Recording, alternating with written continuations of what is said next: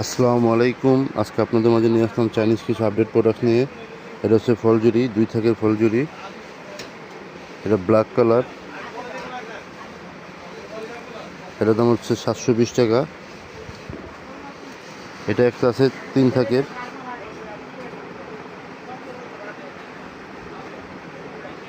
কাঠবার handle. এটার দাম হচ্ছে আপনার 1420 টাকা। যে এখানে একটা আছে স্কোয়ার শেপ।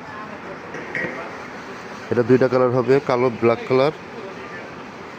কালার আর হলো অ্যাশেজ কালার। এটার দাম পড়বে 1330 টাকা। কালো এবং অ্যাশেজ কালার 1320 টাকা। আরেকটি আছে হলো গোল্ডেন।